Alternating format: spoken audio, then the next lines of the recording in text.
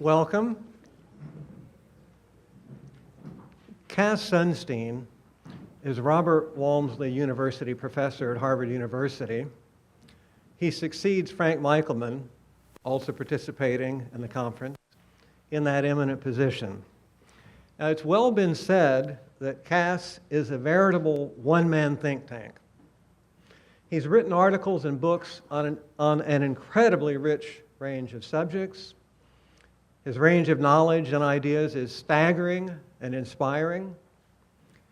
In all of his work, he displays characteristic virtues of ambition coupled with humility, commitment to justice alongside consideration of prudence and pragmatism, and recognition of problems coupled with an unfailingly constructive approach to alleviating or resolving them. Now, in his work in constitutional theory, he has put forward a highly influential theory of judicial minimalism, and he has said that his theory is appropriate for a political community that could be called Smallville, as opposed to theories like Ronald Dworkin's, which would be appropriate on Mount Olympus. Still, to invoke another classical allusion, there is no doubt that Cass is in the pantheon of constitutional theory. Now, from 2009 to 2012, Cass experienced America's political dysfunction firsthand as administrator of the Office of Information and Regulatory Affairs in the Obama administration. And he's recently published a book, Simpler, The Future of Government, with some analysis and prescriptions for improving our dysfunctional state of affairs. Cass, we're delighted and honored to have you as keynote speaker today.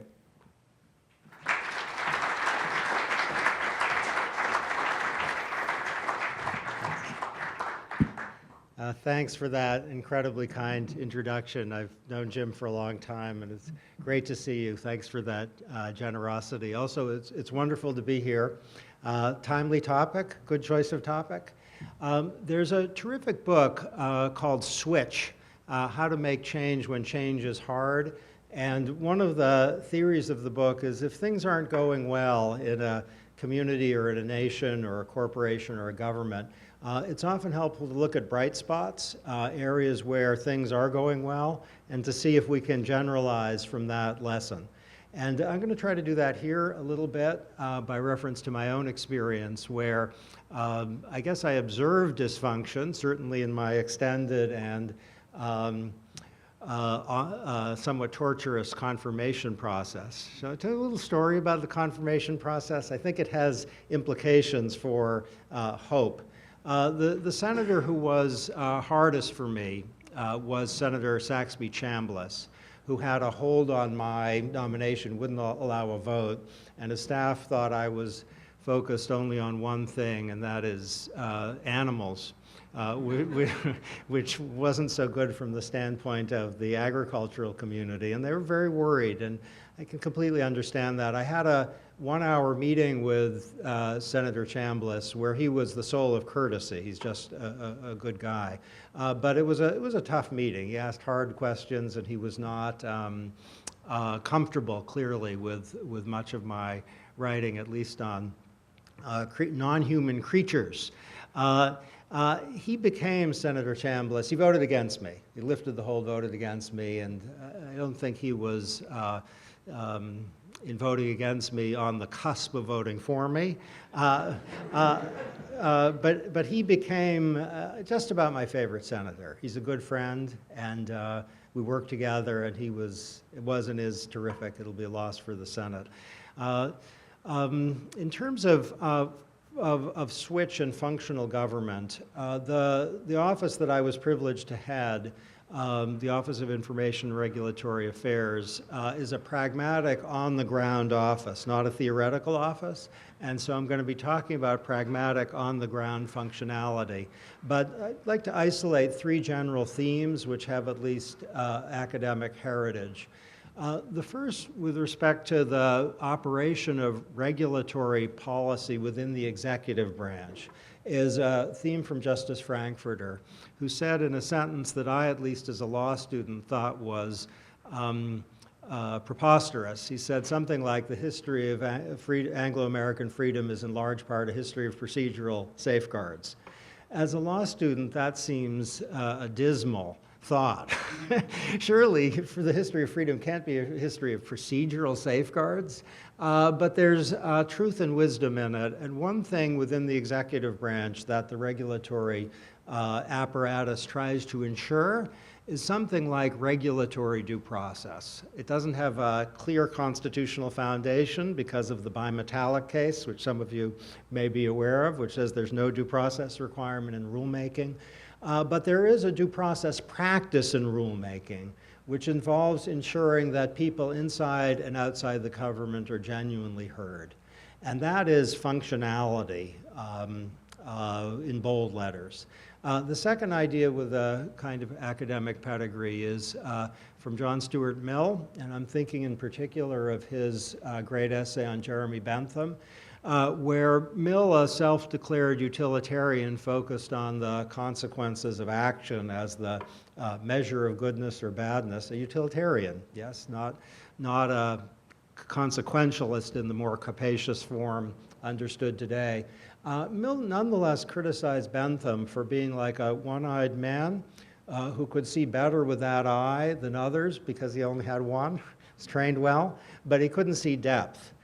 So qualitative differences among diverse goods, according to Mill, Bentham was oblivious to. The love of honor, the love of friends, all this is aligned along a single metric, which Bentham's utilitarian calculus used in a way that overrode qualitative differences. So this is a philosophical idea, a critique of one conception of utilitarianism, but in terms of the trenches, it actually matters. President Obama's Executive Order 13563, which is a mini constitution for the regulatory state, its importance cannot be overstated, incidentally, in terms of actual practice, and I'll say a bit about this. The executive order makes an unprecedented commitment to cost-benefit analysis of a Benthamite kind. But at the same time, it emphasizes the legitimacy, this is the president's executive order, the legitimacy of considering qualitative factors that cannot be turned into monetary equivalents, including, and this is the most important of the list, I think, certainly the most original, human dignity. So human dignity is particularly called out in the executive order, and it's playing a significant role in regulations that involve discrimination on the basis of disability, sexual orientation, privacy, and much more. So that second theme is the Millian theme. The third theme, I think we want to associate with some maybe unlikely merger of Amartya Sen and Friedrich Hayek. And I'm going to try to make the unlikely merger not seem ridiculous. Hayek's great contribution to social theory, I think, is a short essay in the American Economic Review called The Uses of Knowledge in Society, where Hayek urged that the price system is better than any planner just because it has more knowledge. This was not a claim about, ill-motivated planners or self-interested planners. It was a claim about what Hayekians now refer to as the knowledge problem, that if you're designing a price for shoes, no matter how smart you are and how diligent, you just won't know as much as the market will know. That was Hayek's claim. And we needed to have some mechanism for aggregating knowledge that's dispersed in society.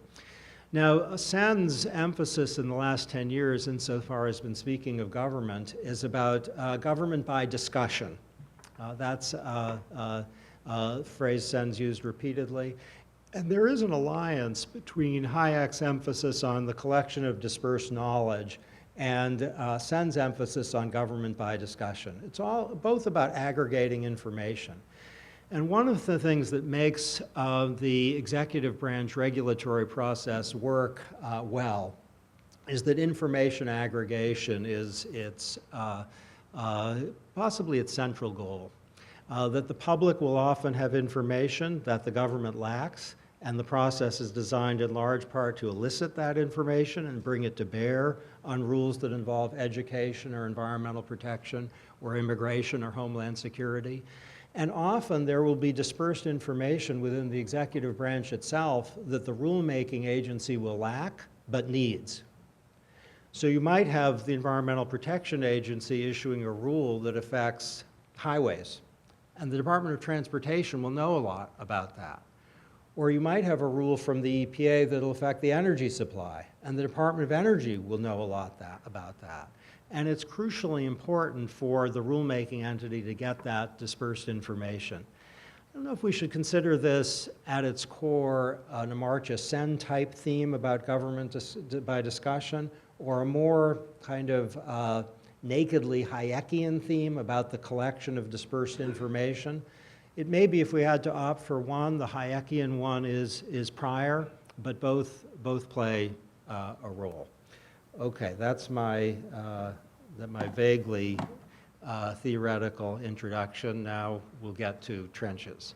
That's me, as a lot of you know, before I started in government. That's me 5 years ago.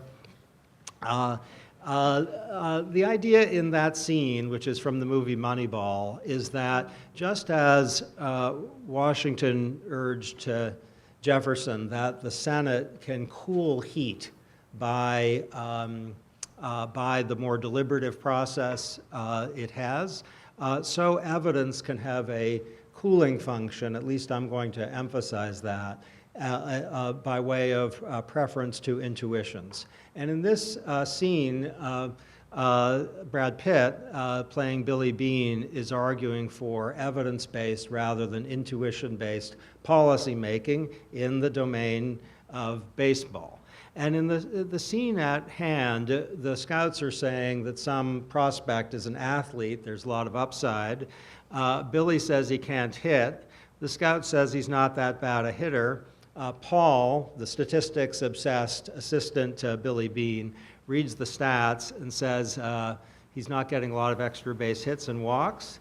And so Billy says, my only question is, if he is such a good hitter, why doesn't he hit better? The scouts are saying over and over again that the guy has a great body. He has the best body in the draft. And Billy responds, we're not selling jeans here, and throws the people who would be good in a jean commercial onto his bad list, shit list. Okay. One question is whether progress of the Moneyball kind might be possible amidst dysfunction. And I'll tell you a little thing I did that was small. The OIRA staff consists of technocrats. They're civil servants. I have no idea what their political allegiance is. They're trying to figure out something about the policy sense of various initiatives in a way that is politically not easily classifiable. Basically, is this going to fulfill its intended purpose? Have public comments been considered? Occasionally they would tell me, my staff, you should know an interest group is very exercised about this, or you should know a member of Congress is going to make a fuss if this goes one way or another. And they would do it not thinking that should be the driver of policy by any means, but thinking that that was important to realize. And my response to that was, that's sewer talk, get your mind out of the gutter, which I said with a smile, not as a reprimand, and it became an internal joke, but it was a norm-constructing joke which turned, to some degree, the focus, I say to some degree because the focus was never on the staff's part political, but it turned them to the regulatory Moneyball and away from even giving a nod in the direction of political considerations, unless the relevant interest group or the concerned member of Congress could have information that it was important to bring to bear. And if this seems a little bit too optimistic to think that the technocratic can have a cooling function, I'll just tell you a story. I'll abstract from the facts. But there was a regulation that was proposed a few years ago. It was extremely controversial, especially among the Republican House members. And you can identify the names probably offhand of the people who would be most unhappy. And as the regulation came out, and it did come out, it took on board several of the concerns expressed by those who were objecting in a way that was highly technical, that the concerns had a particularity and a fine-grained quality that got both low-level civil servant and high-level political attention. And the rule came out, it was a very expensive rule, it didn't back off from its fundamental goals, but it came out in a way that responded to 5 of the strongest concerns. And I think this was the only time I did this. I called the most exercised member of the House of Representatives personally and said, the rule's coming out today, here are the details. I went through everything. And his response was, boy, that sounds good. I'm going to issue a supportive press statement. He never issued the statement. I'm sure his staff said, you can't do that. But he didn't issue a negative statement. And it wasn't because he particularly liked me. It was because the technical material was convincing to him. And he was on top of the technical. Okay, we're not selling jeans here. Here's something that I fear looks a little like propaganda, but I can tell you that this has been through peer review and technical review and was compiled by the technocrats without any political oversight, except to check to make the numbers were right, but not to compromise the basic message.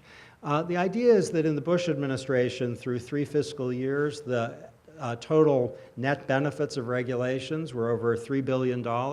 That's an achievement, not to be disparaged. In the Obama administration, through 3 fiscal years, it's over $90 billion, over 26 times the number. I'm going to say a little bit of the million kind about the meaning of these numbers. But let's just notice that the number of rules issued in the first 3 and 4 years of the Obama administration is smaller than the number issued in the Bush administration, attesting to concerns about the risk of overregulation and regulatory uncertainty in an economically difficult time. But notice also the focus on regulatory moneyball has a palpable payoff.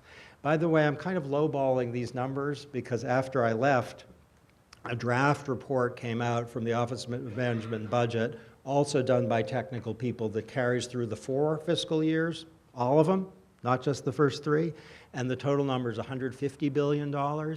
So a terrific year was the last one, produced in part by a fuel economy rule for cars, which is really ratcheting up fuel economy by 2025. You may have heard of that. And also a mercury rule from the EPA, which is saving thousands of lives annually. Those are ratcheting up the net benefits. I'm not including it because that report is now undergoing peer review and public comment, and it might be the numbers will change. These have gone through that process. Okay, what concretely does this mean? That's the million question, not the million, M-I-L-L-I-A-N. In terms of consumer savings, some of you in this room probably have cars that are getting a lot better fuel economy than they otherwise would because of the first ratcheting up of fuel economy standards in the United States since the mid-'80s. And billions of dollars in savings for American consumers are flowing from fuel economy rules. There's a series of energy efficiency rules involving refrigerators, small motors, clothes dryers, clothes washers, which haven't gotten a ton of publicity, but which means the market for appliances looks a lot different in the United States in a way that's going to cost consumers something in the short run. They're a little more expensive to buy up front, but over the life of the product, the benefits are dwarfing the costs for consumers. That's billions of dollars in savings. The third category I'll just mention, which is that there's a strong deregulatory program by the Obama administration, which is eliminating billions of dollars in costs for businesses large and small, and those are connected with an increased potential for economic growth because regulatory overreach is being cut into a little bit every day, and the $91 billion reflects a deregulatory and streamlining program. One little item from which some of you may be benefiting even now is the recent announcement that you can use your Kindles or iPads on the airplanes as they're taking off and landing. That's connected with the ongoing scrutiny of regulatory requirements. Some of these, as I'll mention in a bit, have much more significant economic consequences. If you've noticed the TSA pre-sign in airports also, and the Global Entry Program, which allows people to enter quickly when they've left the United States through a kiosk rather than a long line, that's also associated with the deregulatory and streamlining program. Okay, the benefits include also thousands of lives saved and tens of thousands of injuries and accidents avoided as a result of regulatory requirements.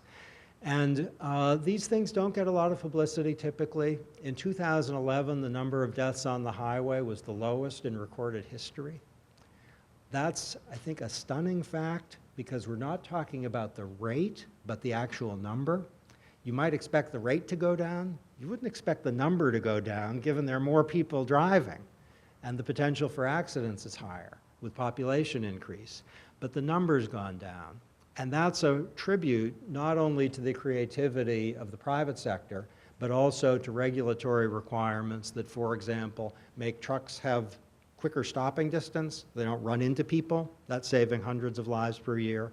And rules that make it so that if vehicles are in accidents, the likelihood that people will escape without serious harm is increased. And we did a bunch of those. The EPA has taken on the chin in the last few years for regulatory costs. It's important to see that the air is a lot cleaner in the United States than it would otherwise be. And the mercury rule, which I mentioned, is saving thousands of lives every year. There are people, a lot of them older, some of them not so old, who are healthy or alive today as a result of cleaner air. Okay, here are some nonpartisan concepts for you. And I think I'm going to emphasize just a subset of them because, well, the first is pretty much self-explanatory. There's a statute, the credit card statute, enacted in 2009 in the aftermath of the financial crisis, which you may not have heard of. It has a lot of nudges in it, in the form of disclosure requirements and default rules. You may have seen on your credit card bill disclosures of multiple kinds. About if there's an interest rate increase, you have to be told about it and told you can cancel. And also information about late fees and overuse fees and your interest payments, what they're going to be like if you don't pay them off.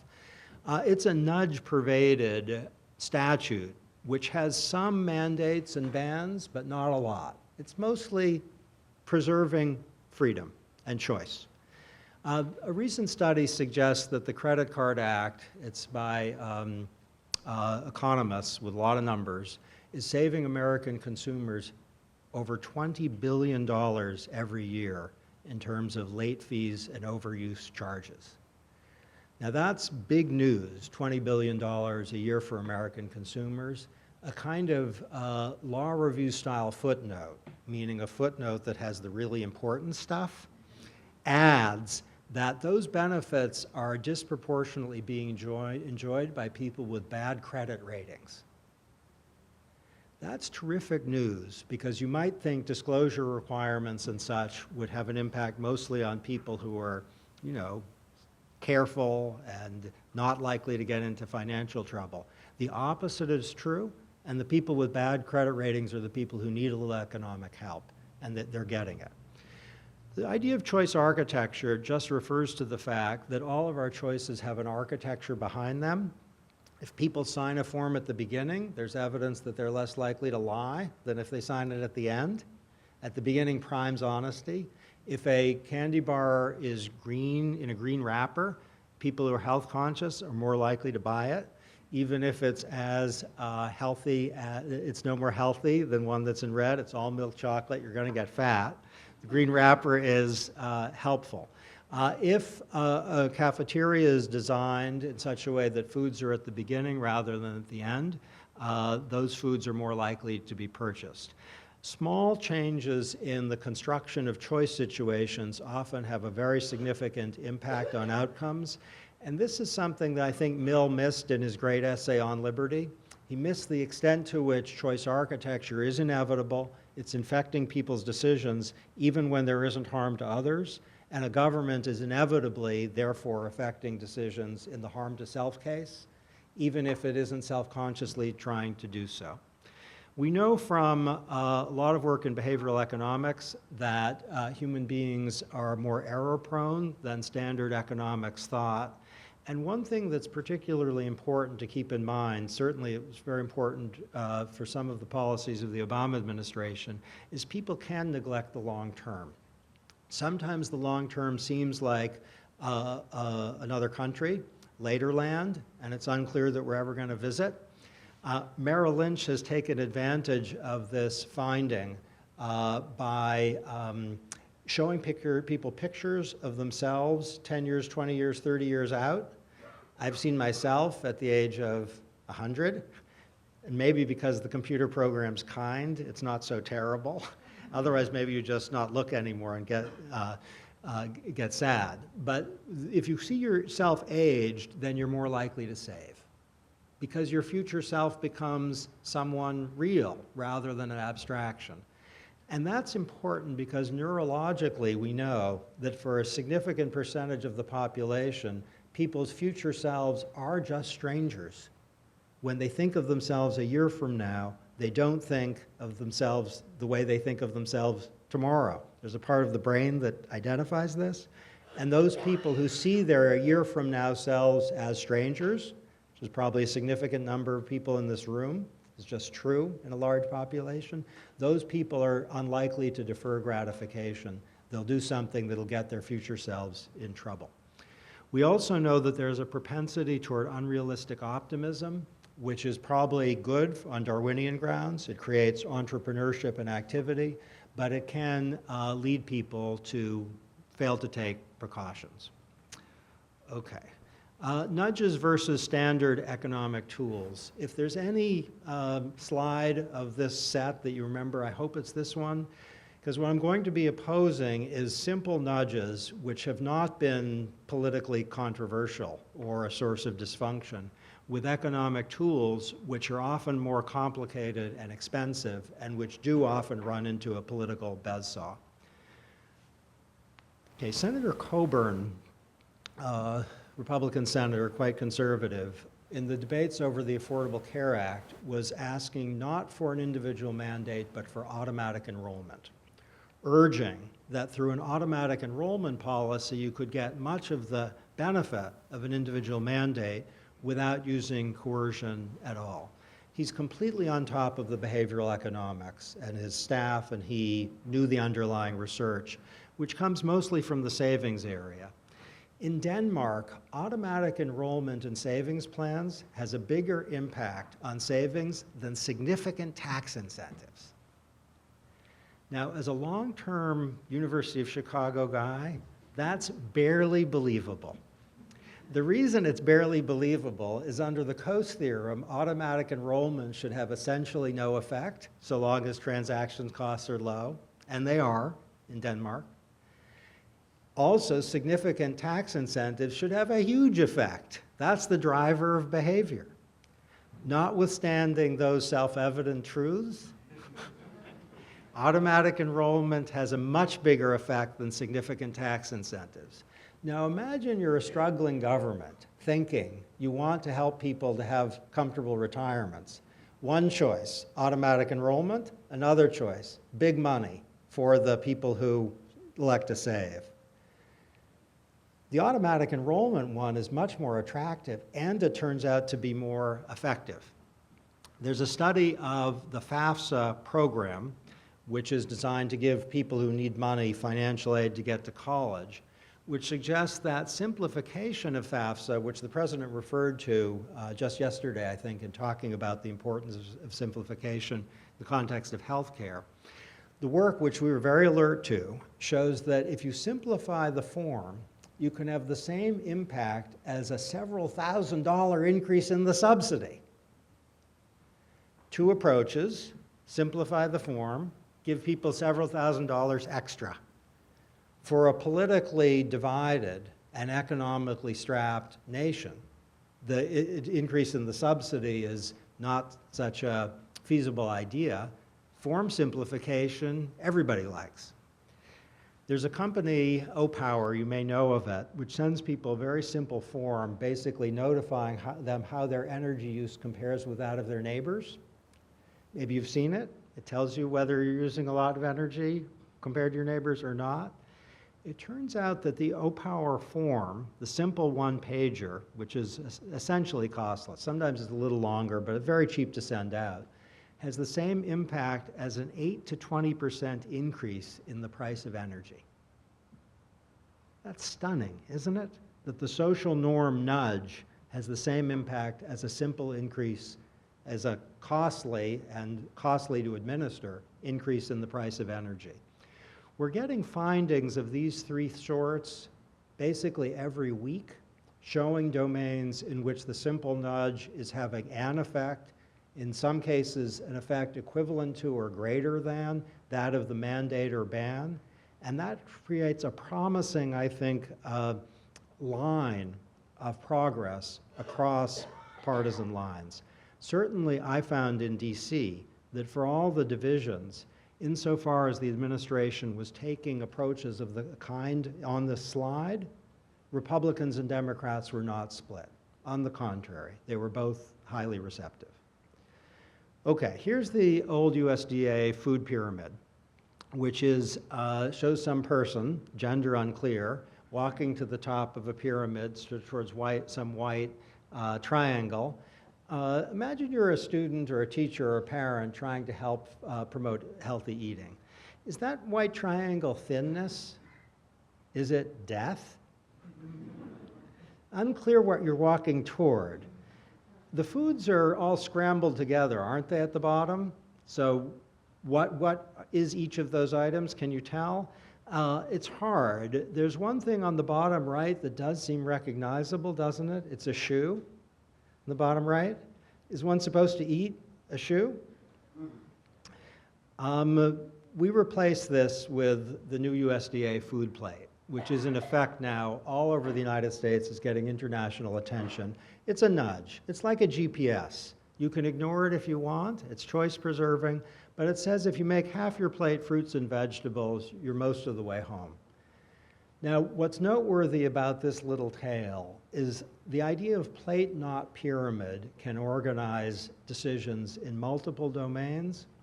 Often resistance to a policy proposal from a Republican to a Democrat, from a Democrat to a Republican, from an administration to Congress. Often the resistance, not always, but often the resistance is a response to ambiguity, not to disagreement. And once the thing becomes clarified, often, certainly not always, the disagreement is narrowed and sometimes it even evaporates.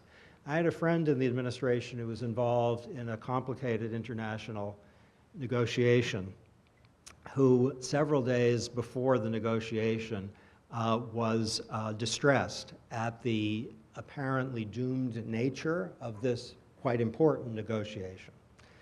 And the friend went to the country to try to make some progress. It was something of considerable importance, and a failed negotiation would have been not good. This isn't Syria, by the way. This is not Syria, not that big. And I called my friend the day across international wires, the day of the, or wireless, I guess, across international, whatever, air, to ask what had happened. And there was an exclamation in the phone, plate, not pyramid. I said, what do you mean? And the account was, everything worked out because the United States offered 12 ideas. They were all concrete. And the other nation said, 8 of those are just fine by us. The fact that things had been blocked was a product of a pyramid world where people didn't know what was sought. And once the ambiguity was resolved, it disintegrated. Here's the old fuel economy label, which some of you may remember. It's not meaningful in the sense that it refers to a metric, miles per gallon, that's hard to map onto anything that people care about. Here's the new one. You may have seen this. A little more complicated than may be ideal, but it reflects two things that people do care about. One is money, and the other is the environment. It gives people a clear sense of economic costs and savings. And for those who care, which is a minority, it gives a sense of environmental importance. The difference between this one and this one is we did a great deal of empirical testing to see what people understood and what they would find helpful in informing their decisions. This one was not tested empirically. It is in the nature of a nudge, but it's a confusing pyramid-like nudge. This is more plate-like in the sense that it puts the eye on things that people actually care about. Simplified disclosure of this form is now pervasive. The idea that this is going to cure what ails us seems overambitious. But notice, if you would, in many contexts, ranging from environmental protection to financial system, disclosure has been found to have a massive effect on outcomes. And so there's real promise there, and this doesn't cause dysfunction at all. Okay, automatic enrollment is simpler. Here's an area where savings policies show big increases in enrollment in plans just by virtue of the fact that people are automatically in the system. We know from very recent studies, this is one of the ever-expanding universe of simple, low-cost initiatives that are having an impact, that if printers are set by default for double-sided printing, paper is saved big time. At a large university in Sweden, that mere shift in the default setting for printing cut paper use by 15%. A 10% tax on paper use is extrapolated to cut paper use by 2%. Education and moral suasion about the importance of conserving paper saves paper use by 0%. Okay. Opt-in versus opt-out. More people stay in under opt-out, even at low transactions costs. So default rules really matter. One rule that I was involved in that didn't cause any dysfunction or any tension among actors within the government is a rule from the Department of Agriculture that stems from a program called direct certification, which says that school children in the United States who are eligible for meals, lunches and breakfasts, automatically get that access without having their parents have to fill out forms. And the reason that's so important is there are a lot of poor families in the United States for whom form filling is confusing or frightening, and they just don't do it. State and local governments know who those families are from other sources, so they can just directly certify them as eligible. One little rule, one small part of the direct certification program is giving over 250,000 American children access to meals to which they're legally entitled, which they otherwise wouldn't get. It's just an artifact of automatic enrollment. The health care bill, in a way that overlaps with Senator Coburn's interest, will by 2015 require large employers automatically to enroll employees into the system. And notice that some of the challenges that healthcare.gov is facing will be reduced. Large employers are automatically enrolling people and they don't have to sign up. I think this is a way forward for the future that can cut across some of the divisions that we're observing in Washington. Okay, complexity, as we're seeing with healthcare.gov, can have unanticipatedly severe adverse effects. A series of actions quietly were done in the last 4 years, quietly in the sense that the newspapers didn't pay any attention to them, to simplify requirements.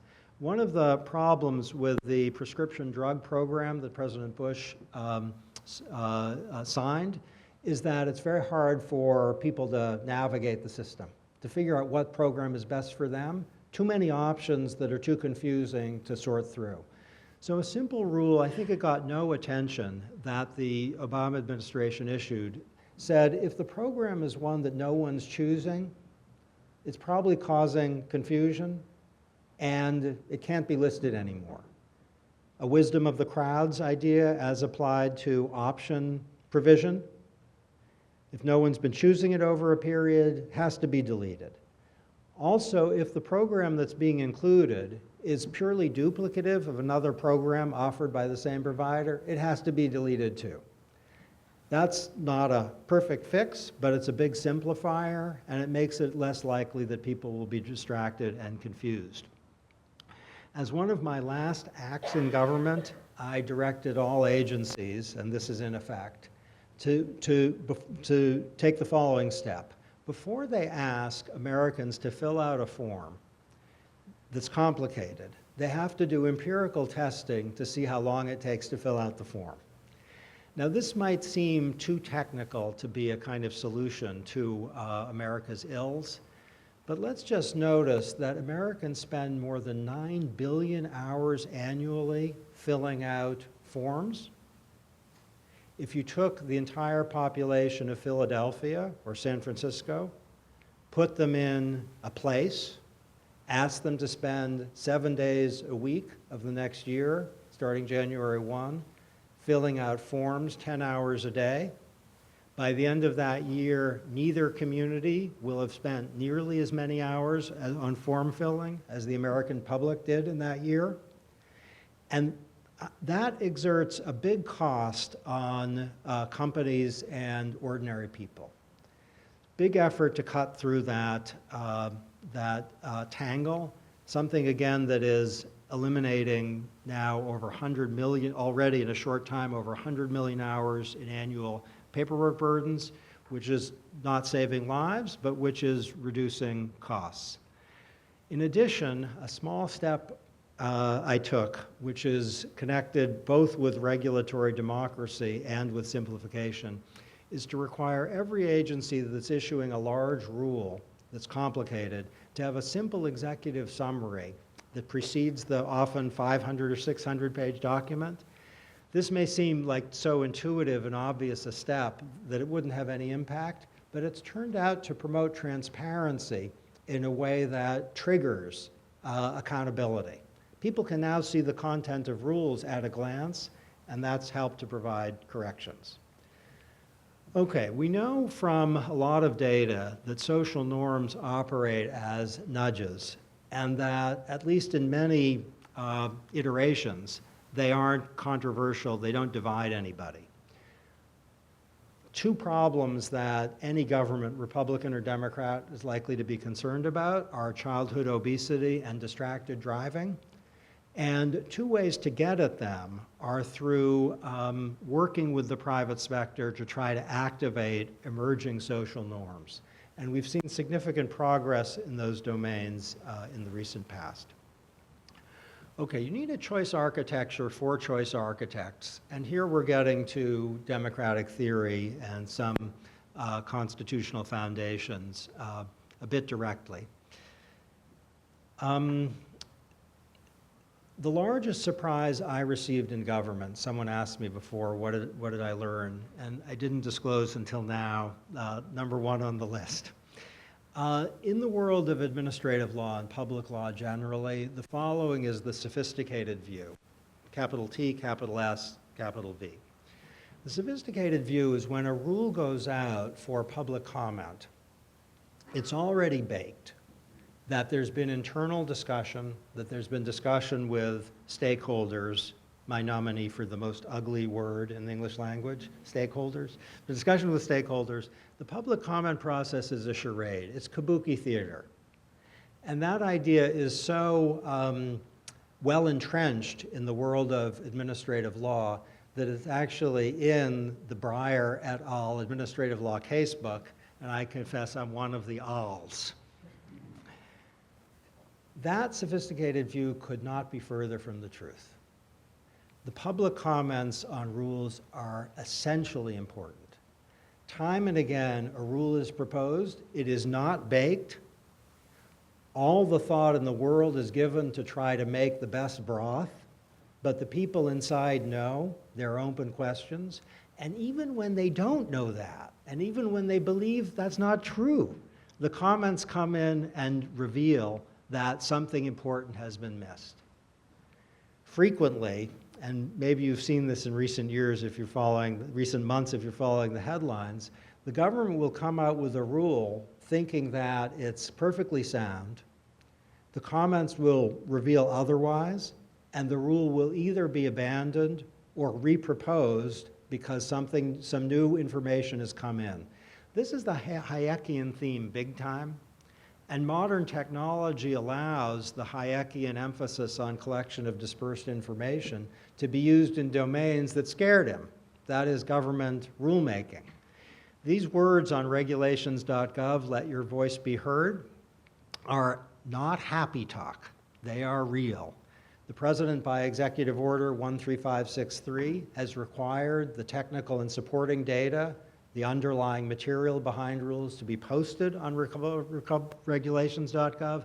Not just that, but the comments are posted on regulations.gov, and the comments on the comments are posted on regulations.gov. The people at very high levels in the White House who are involved in rulemaking, not infrequently, are looking at regulations.gov and seeing what interested people have said about the rules. And these are people in the White House, not just at the rulemaking agencies. And time and again, that alters the content of rules. That's choice architecture for the people who are choice architects. Data.gov is a website that was under considerable economic pressure recently because of what you all know, cost-saving efforts. One of the very few heroes of saving Data.gov, a pride of the Obama administration, is Congressman Issa, who came to the defense of Data.gov and said, this is about transparency, it's great, we need to pay for it. What Data.gov does is to disclose, not just to the American public, but to the world, hundreds of thousands of data sets through a process by which the government is, on an ongoing basis, putting online data that it holds internally. I'll disclose that OIRA was one of the set of entities that had the lead for implementation of the Open Government Initiative. And in our first meeting with the agencies all over government, I was one of the people running the meeting, and I had a lot of trepidation, thinking here are people from all these departments, the State Department, HHS, Transportation, EPA. They have a lot of work to do, and now the White House is telling them they have to do all this stuff. And this is going to be just a tough meeting where we're going to have to cajole them to get the internal apparatus fulfilling the requirements the President has asked them to. What a surprise. The atmosphere in the room was electric. There was no need for cajoling. There was a set of government actors who were committed to transparency and release of data, who just needed a signal from the White House that this was a desirable thing to do. They had more creativity and energy than we could possibly have imagined. And the fact that Data.gov now has data sets, many of which are operating in such a way as to create apps that are on your phone, is a tribute to the functionality of this process.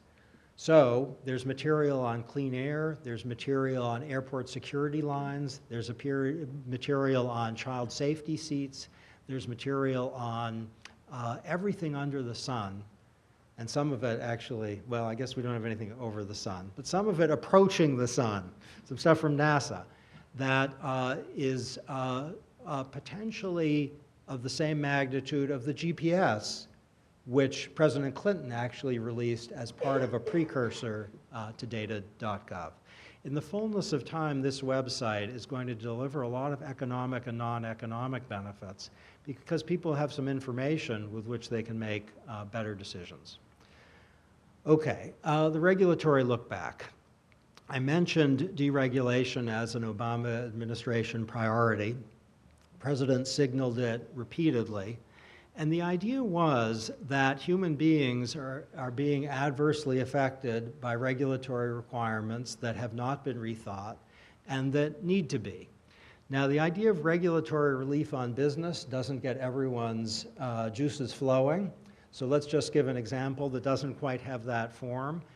There were restrictions from HHS for a significant time on telemedicine growing out of the statutes it administers designed to promote patient safety.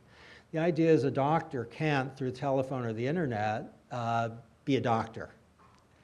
But if you're in a remote rural area and you need access to medical care, the only specialists may be people who are at another place.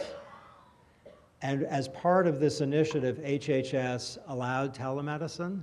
That's saving millions of dollars in economic costs, but it's also producing significant health benefits that we couldn't monetize coming from medical care people are now getting. As a result of the regulatory look back, in a short time, billions of dollars in regulatory costs have been eliminated. There are over 580 initiatives identified in the first set. A very small fraction of them are saving costs big time for individuals and for businesses alike. There's a lot in the healthcare domain that has a regulatory feature. That's no news. What you may not know is the Department of Health and Human Services has also eliminated a large set of regulatory impositions on doctors and hospitals and nurses. I personally read most of the comments on regulations.gov, and the degree of enthusiasm and relief that came from the medical community from this initiative cannot possibly be overstated. I hope you don't remember the most Twittered moment of a recent State of the Union address in which the president made some reference to not crying over spilled milk. I hope you don't remember that. So I'm kind of responsible for that. In the sense that, not in the sense that it had anything to do with speech, but in the sense that there was a regulation imposing on milk producers the same requirements imposed on oil producers, which put the agricultural community that transports milk under severe regulatory scrutiny because they had to act like they were transporting oil. That doesn't make a lot of sense. That regulation was eliminated, saving over $145 million annually, hence the not unbelievably funny line. Okay, one way to think about the look back is that the consequence of regulatory moneyball in the good million fashion is to focus on the human consequences of regulatory initiatives. And that was something that did provide a bright spot in the government. The focus on what are the actual consequences, rather than on what will the newspapers say, what do the interest groups think, is this a partisan matter, consistently had the effect of dampening things down and calming things. I can say in that general universe, there were often discussions inside the executive branch where there was great disagreement. And two lines were often a salvation for the participants in the disagreement. One was, okay, we've admired the problem. Now what are we going to do about it? And the other was, if someone said quietly, this is knowable. The reference to something being knowable would simultaneously dampen dissent and get people to find something out. That often worked out in relaxing partisan pressure. I'm going to say something to you about the future, but want to say something more abstract before I get to that, which is that there's been a quiet period for which, you know, set of institutions deserves the credit that has been anything but dysfunctional within the last years, and that's the regulatory apparatus of the executive branch. The numbers tell the tale. They don't tell the whole tale because they can't capture the million features. And Republicans and Democrats don't sharply disagree about that, even if they have disagreements about the appropriate volume of regulatory action. Okay, 6 future directions. iPads and tablets and such are usable by little kids, even if they are undergirded by incredibly complex machinery. That needs to be a model for government. The interaction between the citizen and the state needs to be more like the interaction between a human being and a tablet. There are domains in which we're getting there, and that needs to be ramped up. There has to be greater empirical assessment of the human consequences of what the government does, both at the congressional level and within the executive branch. With respect to some, I won't bore you with the details, but with respect to some scientific questions, the jury is still out and it needs to be brought in. The retrospective analysis of rules, which can lead to streamlining and elimination, but also expansion of programs that are working and saving lives, that needs to be regularized in the federal government.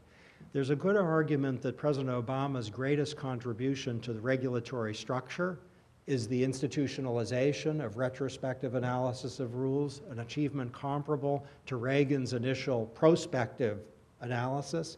That needs to be taken seriously by all actors in government. One problem that no administration has come to terms with and has significant consequences for our economy is the problem of cumulative burdens. So each individual faces a bandwidth problem, as discussed in the great new book Scarcity by Sendhil Mullainathan and Eldar Shafir. It's a bandwidth problem each of us faces, and in the sense that we have limited time and attention. And it's often easy to neglect the bandwidth problem, certainly when one is thinking of other people and sometimes of oneself. You may have from government a regulatory requirement makes a great deal of sense in isolation, and then another one does, and another one does, and yet another one does. And then there are 4 imposed on the same actor, and cumulatively they're wreaking havoc. This was the problem I heard maybe more from small business about than any other, and there needs to be some mechanism to handle it. I can tell you a little bit if you want about initiatives, but they're at their initial stages. The gold standard for regulatory Moneyball is not ex-ante cost-benefit analysis, but it's randomized controlled trials. That's an idea that shouldn't split people along political lines. It's standard in medicine. It's not standard in policy making. It ought to be. The great initiative in this domain comes from the United Kingdom and not from the United States, where Prime Minister Cameron, a conservative, has pioneered the creation of a behavioral insights team, sometimes called the Nudge Unit, which is doing randomized trials time and again to see what are the consequences of various approaches. And they keep learning. The Prime Minister has largely succeeded in cooling what could have been a political contest over the Nudge Unit because it's empirical. And once you see the evidence, this saves money, this costs money, this helps the environment, this doesn't, this gets people jobs, this doesn't, then what are people going to fight about? Maybe just the data. The Obama administration recently created a behavioral insights team analogous to the UK variety, and this ought to be something we see early in the 21st century being elevated. In general, and this is my basic pitch, empirical assessment has the potential to be a great cooler of dysfunction. My greatest challenge in my confirmation process was to calm Republican senators, particularly Senator Chambliss. And maybe it's a hopeful sign that probably my best friend in the United States Senate is Senator Saxby Chambliss. Thanks.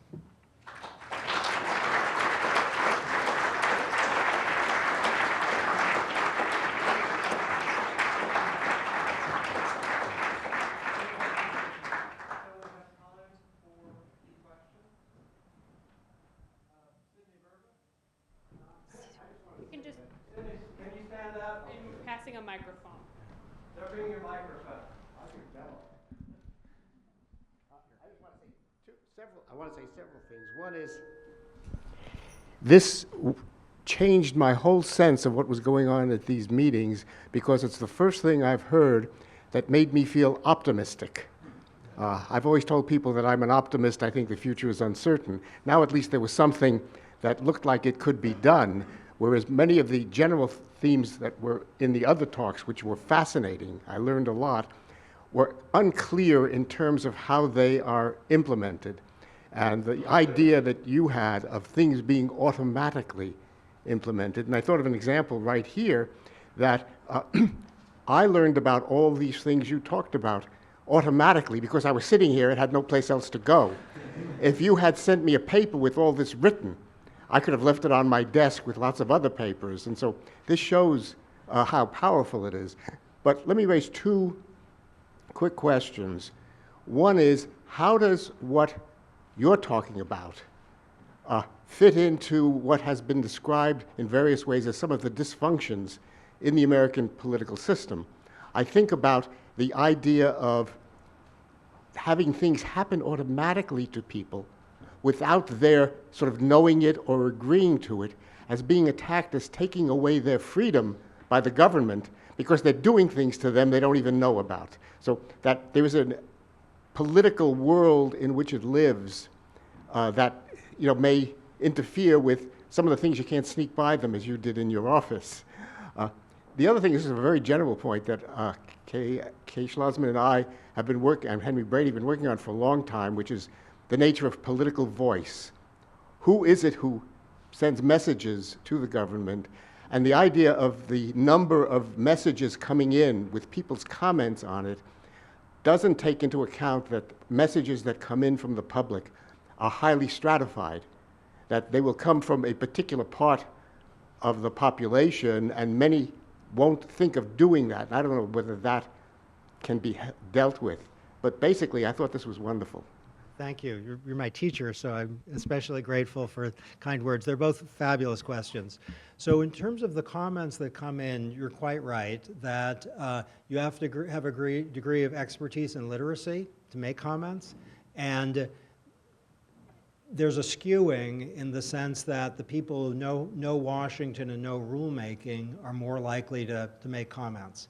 Now, does that result in any other kind of skewing that should be alarming? That's a legitimate question, and probably the answer would depend on context.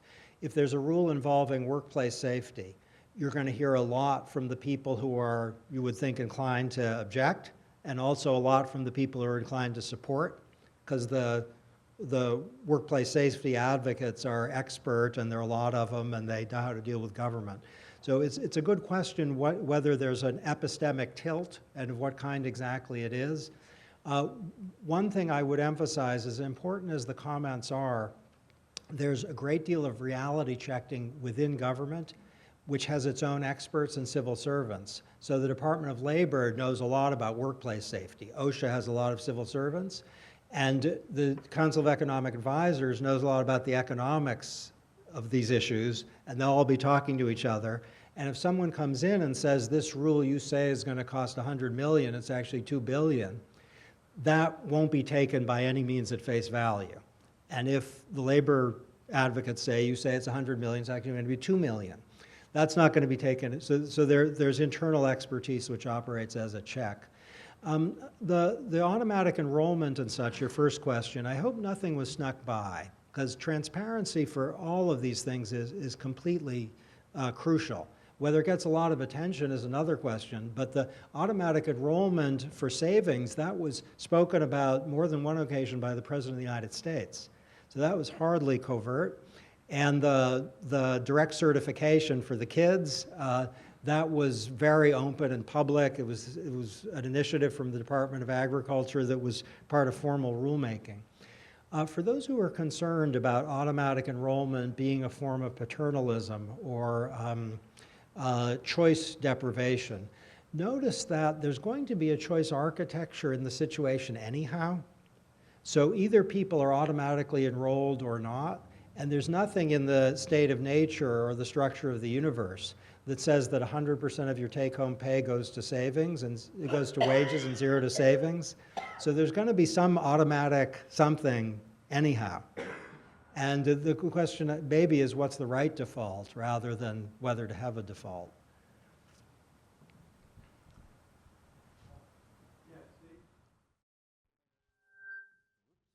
Thank you. So I think that a lot of the issues that we think about connected to dysfunction the problem is that people disagree about the goals, right? So here, there are really debates in a way about the means of doing things and how to make them less or more onerous.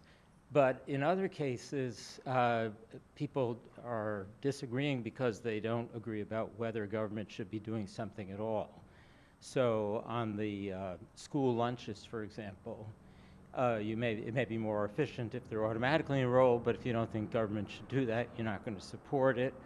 The EPA has certainly been criticized very severely because it seems to impose costs on businesses, and various people don't want that interference at all, or they don't think there's any reason to be concerned about the environment. The healthcare law, the disagreements about contraceptive care being offered automatically to women, deeply controversial.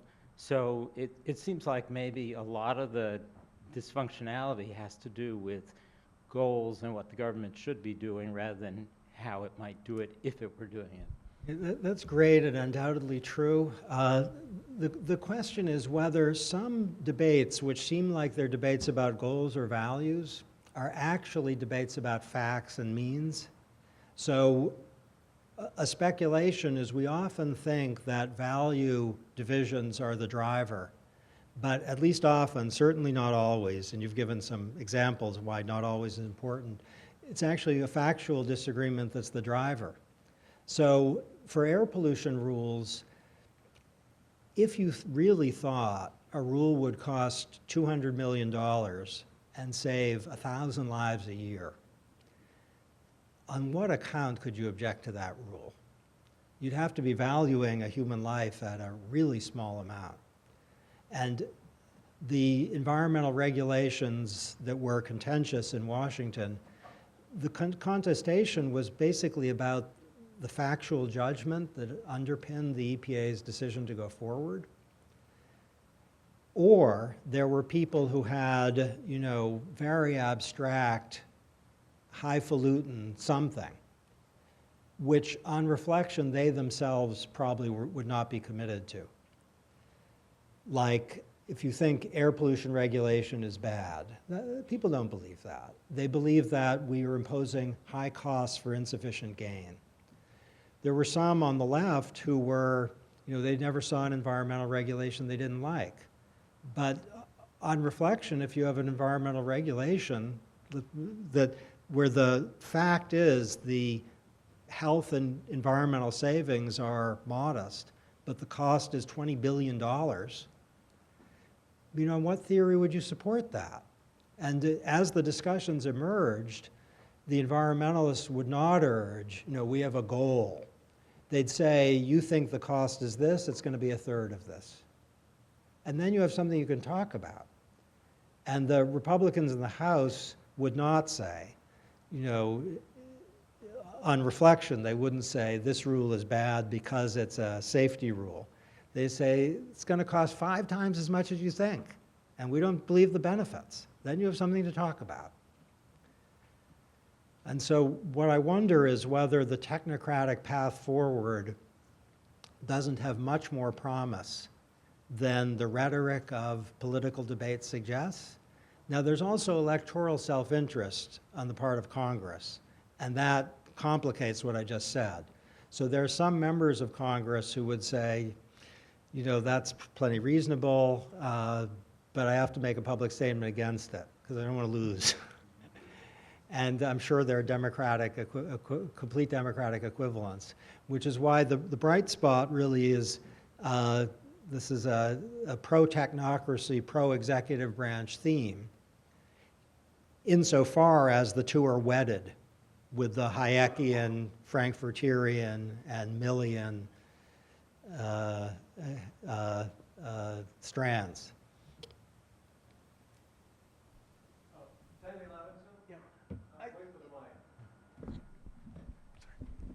can't help asking what you think of Dan Kahan's work. Do you think it's influenced by the peculiarities of the debate over guns, or do you think there's something more to the argument that in many, many public policy disputes, the facts at some level just don't matter?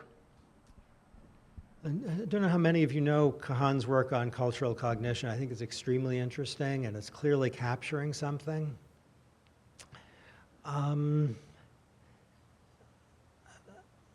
There are areas in which it is true that people's self-identification is such that they're just not going to be receptive to claims of a certain kind, especially if they come from certain someones.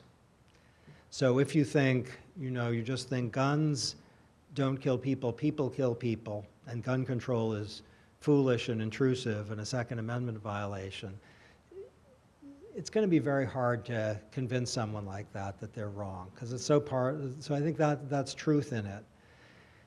I do think it's probably important, and this is maybe a tribute to our constitutional order, to distinguish among people of the sort Kahan is surveying, who have, intense self-identifications. Distinguish them from our elected representatives. And, Madison Federalist 10, I think if he read Kahan's work, he wouldn't be stunned or in disagreement, but he'd say our constitutional order creates safeguards against those forms of polarization.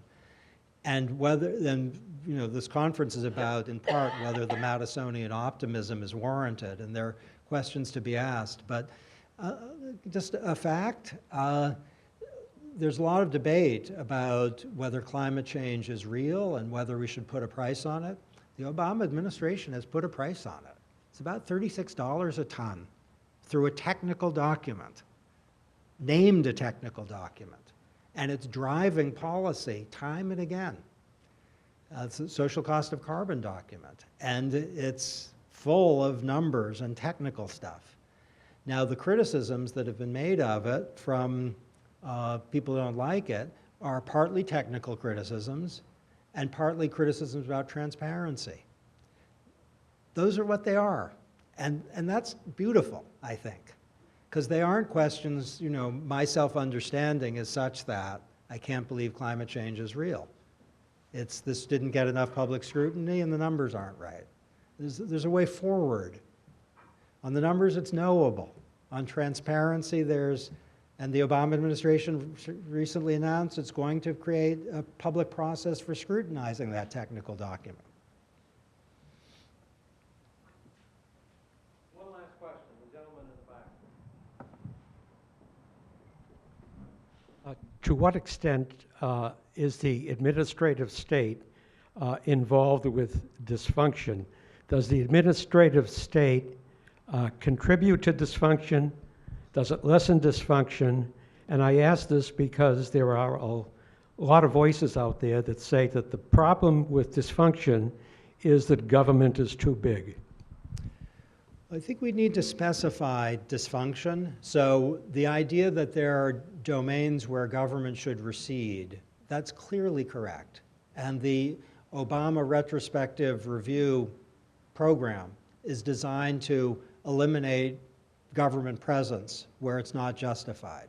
And we found 580 candidate areas in a quick review, probably a lot more.